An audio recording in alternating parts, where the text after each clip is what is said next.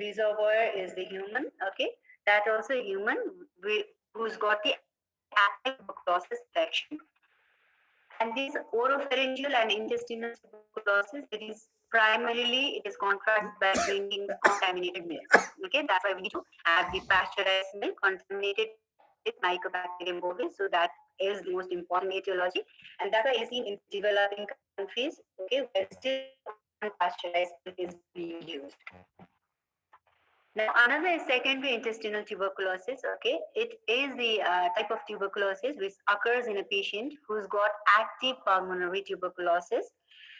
And this patient, what happens? They usually swallow, okay, the cough up sputum, okay, and then it gets into the small intestine.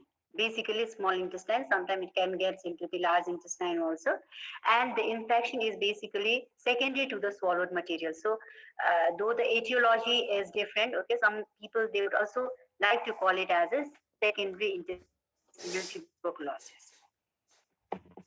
The most common site of intestinal tuberculosis is ileum, okay, and however, it can involve any part of the bowel, okay, starting from duodenum to the rectum. Uh, the main pathogenesis of tuberculosis of intestine is almost the same what you have done in your first year. The primary tuberculosis or secondary tuberculosis, what you have done in the first year, the pathogenesis is same. It is the same delayed type of hypersensitivity reaction where T lymphocyte gets activated. So here basically the route of transmission is different, right? So there is injection of the infected milk or the sputum if the patient has that primary lung infection. Then there is entry of bacilli into the mucosa of the gastrointestinal tract, and granulomas. Okay, they get activated in the Peyer's patch, which are the lymphoid aggregates present in the small intestine. Granulomatous reaction, it occurs in the mucosa and submucosa, along with the formation of caseation, necrosis, okay? And these necroses, just like primary lung tuberculosis, they have these epithelioid cells, okay, activated macrophages, they have this number of Langhans giant cells, and they from the mucosa they get into the muscular layer, and sometimes they get into up to the serosa through erythema. And they even spread to the adjacent lymph node, mesenteric lymph node, and to the peritoneum. So these intestine tuberculosis, if you talk about the morphology, okay, how do they look? They have three patterns. Okay, the most common is ulcerative pattern. Okay, they form the ulcer in the mucosa, serosa. Then you can have a hypertrophic or hyperplastic, where more than ulcer, the prominent feature is the formation of mass. So these patients, they usually present with the right iliac fossa mass. Okay. Then a combination of both the features, you can have ulcer as well as you can have a hyperplastic mass. Okay. So that is ulcerohypertrophic lesion. So grossly, these lesions, okay, in intestinal tuberculosis, they begin as a small ulcerative lesion, the break in the mucosa, which later enlarges to form a large transverse ulcer. This you have to remember, they usually form a transverse ulcer, which is just the opposite of enteric ulcer, typhoid ulcer, which you see in typhoid of intestine. The ulcers are perpendicular to the long axis of the bowel. This is because of the spread of the pattern, lymphatic patterns, how they are spread. So because of that, they got this transverse ulcer. Okay. In case of typhoid of the intestine, you get longitudinal ulcer as they run parallel to the long axis of the bowel. The serosal surfaces, it can also show the presence of tubercles. Okay.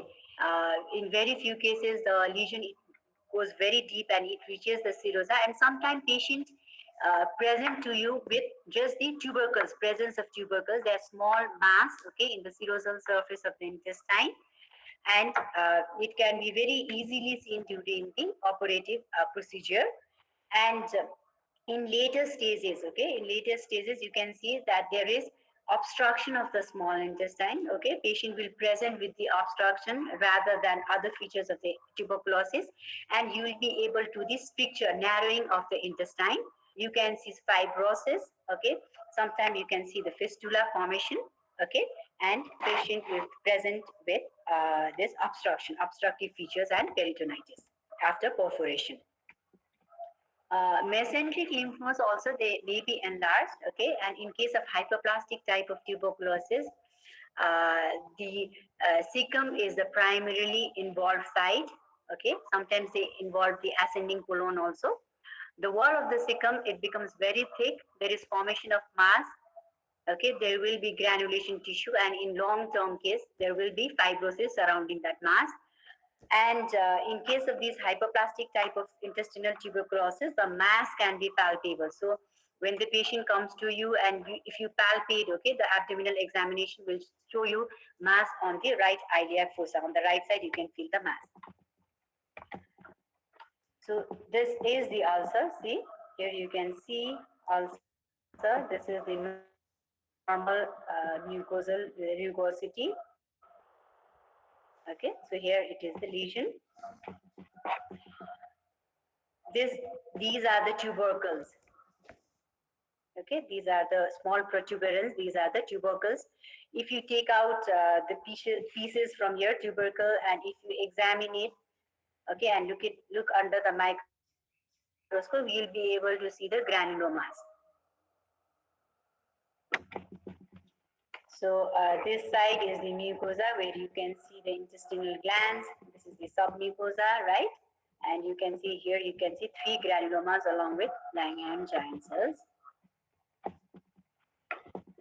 See a huge granuloma here, okay? Many Langerhans giant cells. This is the mucosa, this is the submucosa. Along with the granulomas, you can see this inflammatory cells, chronic inflammatory cells, basically lymphocytes. And it is going down. In the second slide photo, here you can see the granulomas had extended. It has gone beyond the muscular layer and it has reached the serosa. Okay. So the granuloma is same, the pathogenesis, the molecular level is almost the same. The only thing is the route of transmission is different, okay, and the presentation of disease is different in this case. So in case of ulcerative type of lesion, which is usually secondary to pulmonary tuberculosis, okay, you can see multiple transverse ulcers and the ileum and cecum. Patient usually presents with GI systems. They will present with nausea, weight loss, decreased appetite, sometimes bloating and obstructions. Okay, so complications will be basically stricture of the intestine and obstruction. It's a long-term case, okay, ulcerative. And in case of hyperplastic type of lesion, which is usually primary and it could be due to the ingestion of the infected milk. The granulomatous lesions, they are usually seen in the ileocecal region, in the cecum, right, basically.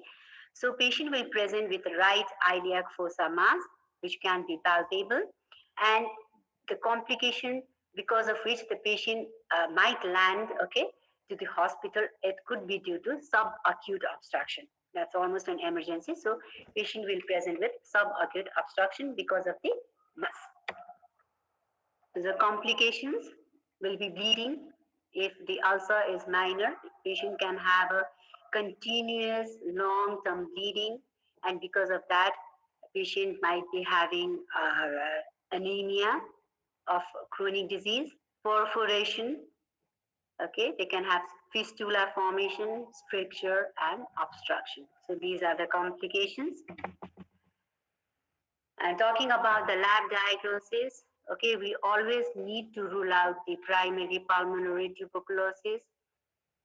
So we'll definitely go for chest x-ray. We'll do the complete blood workout of the patient. Complete blood count includes hemoglobin, which might rule out the anemia. Then you go for total leukocyte count, TLC or WBC count.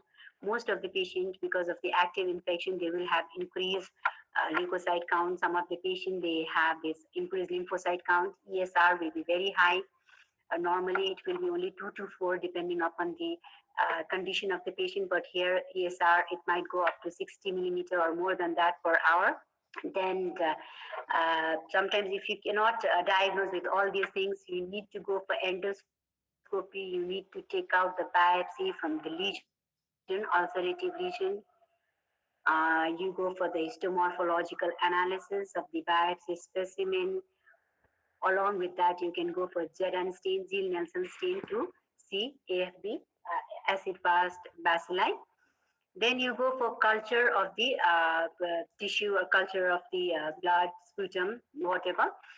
And this culture actually is very good, okay, but the thing is, it's very time consuming. It takes more than 6 weeks, okay, for the diagnosis. So nowadays, if you cannot diagnose with all the hematological and parameters, we go for the molecular testing where PCR is done, okay, and then this bacilli is identified. So that was all about the tuberculosis of intestine. Now coming to typhoid, okay, typhoid, intestinal typhoid.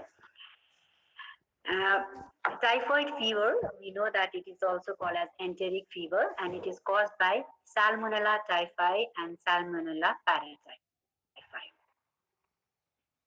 It affects up to 30 million of individuals worldwide each year, and the majority of cases it occurs in the endemic countries. Okay, and in endemic countries, it is basically the Salmonella typhi. That's why many vaccines are also there. Okay, so people, if they are traveling to these endemic areas, so many countries they don't allow without this vaccine against the Salmonella typhi and Salmonella paratyphi. And the infection by the Salmonella paratyphi is more common among the travelers. Okay, if these and because these travelers they tend to vaccinate it against typhi, Salmonella typhi, and it has been seen that the vaccine against this paratyphi is not very effective. So if the patient, any patient, if they are suffering from this typhoid, it's always better to take the history of travel. Okay, and if they have a history of travel, the infection with paratyphi, okay, is very common compared to the Salmonella typhi infection. In endemic region, okay, children and adolescents they are affected most early, and in developed countries there is no age bar. Any patient they can be affected. The infection is strongly associated with travel to India, Mexico, Philippines, Pakistan, or any other endemic areas. Okay, humans are the sole reservoir for both Salmonella typhi and paratyphi. Transmission it occurs from person to person or via blood or contaminated water. And apart from the intestine, we've also seen that these Salmonella typhi and paratyphi it's may be associated with colonization in the gallbladder. So you can get their colonization in the gallbladder also. And it was found that this, if it is colonized in the gallbladder, it is seen that the chance of gallstone formation, okay, is there. And these human beings, they can act as a chronic carrier, okay, to transfer the disease infection. Talking about the pathogenesis of these Salmonella typhi and paratyphi infection, they from the oral route, okay, they get into the intestine. They are able to survive in the gastric acid, and in the intestine, they are taken up, okay, by the epithelial cells, a very special type of epithelial cells, M cells, okay. They are present in the Peyer's patches, okay, in the small intestine, and the organisms are then engulfed by the phagocytes, mononuclear cells in the underlying lymphoid tissue, and then that inflammatory reaction it occurs.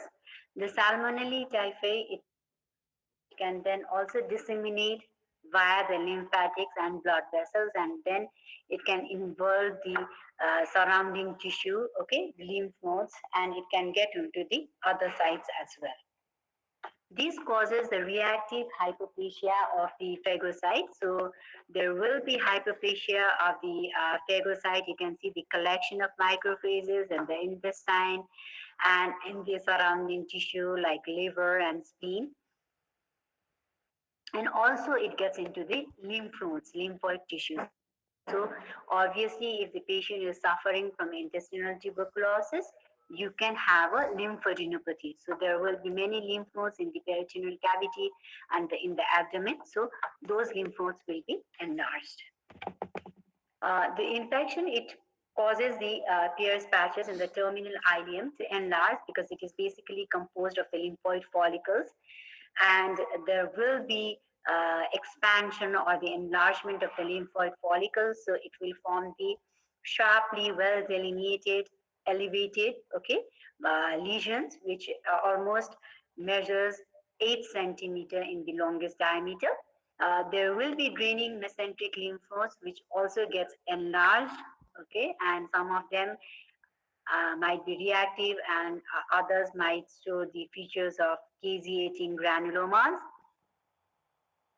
Neutrophils, they accumulate within the superficial lamina propria. Okay, so lamina propria is just beneath the mucosa. Okay, so apart from the ulceration, you can see there will be collection of these neutrophils, collection of macrophages, RBCs. You can see nuclear debris, which is mixed with lymphocyte and plasma cells. In the mucosa, there will be breach forming the ulcer. The ulcer could be oval in shape, okay, and they are usually oriented along the axis of the ileum. And you can see, patient can also have perforation, intestinal perforation.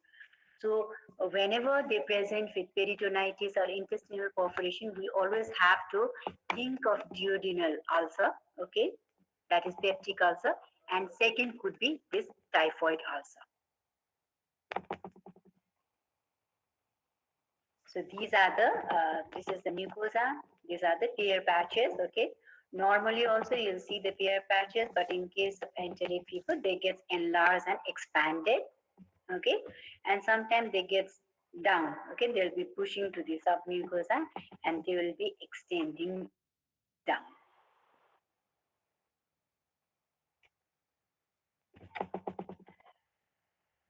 The draining lymph nodes also harbor the organisms, okay, and they are enlarged, okay, because of the collection of the inflammatory cells. Basically, primarily it is the macrophages, the accumulation of the macrophage.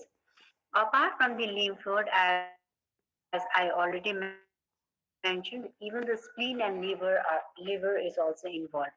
Spleen is enlarged, it becomes soft, okay, and with it will show the features of the expansion, red pulp expansion. There will be obliteration of the follicular markings, and there will be hyperplasia of the phagocyte macrophage collection, and hyperplasia will be there. In the liver, you can see numerous foci of these necrosis, parenchymal necrosis, and these hepatocytes are replaced by again the collection of the macrophages, and these aggregates or the collection of the macrophages, they are called as typhoid nodules. Okay, so these typhoid nodules you can see as the small aggregates in the liver where necrosis has involved the hepatocytes. And these typhoid nodules, okay, they can also be seen in the bone marrow as well as in lymph nodes. So apart from the liver, these nodules you can see in the bone marrow and lymph nodes. Clinical features. So obviously they will have the features of enteric fever, okay, typhoid. They might be having GI symptoms like loss of appetite, abdominal pain, bloating. Some may experience nausea and vomiting. Then you can have bloody diarrhea followed by a short asymptomatic phase. So you can have GI symptoms, then it is followed by asymptomatic phase, then again followed by fever and flu-like symptoms. Okay, so blood cultures, they are basically positive in the first week. It can go up to 3 week, 4 week, this typhoid fever. So these blood culture, they are usually positive in the first week. in the first week. 90% cases are positive. So this positivity, it tends to decrease when the patient, they reaches the second or third week of the infection. The culture report will not show that much positivity as it is showing in the first week. And in the patient who do not receive treatment, the febrile phase is followed by another 2 weeks of high fever. Sometimes they can have a symptomatic phase in between. Okay, then again they have a sustained high fever and abdominal tenderness. That can, the feature is very suggestive of the appendicitis. Okay, so it mimic appendicitis. And after that, patient may present with perforation and obstructive features also. Another feature is you can see this red type of spots, okay, in the chest, over the chest, and over the abdomen in this typhoid fever. So that is one thing you can look in the patient while doing general examination of the patient. These rose spots, okay, they are the small erythematous maculopapular lesions, and you can commonly find over the chest and abdomen. And the symptoms, okay, after 1 or 2 weeks also, it keeps on increasing. It's abate after several weeks, and it can, the relapse can also occur. So it can be either it can increase, and then after increasing for 2 weeks, you can have a symptomatic phase, okay. Then again, patient can have relapse. So it is very risky. So in relapse, the patient might present with features of obstruction, perforation, anything can happen. Then from the intestine, we can also expect the systemic dissemination of the disease, okay? The extra intestinal complication like encephalopathy, because this typhoid fever, it can cause bacteremia, septicemia like features, okay?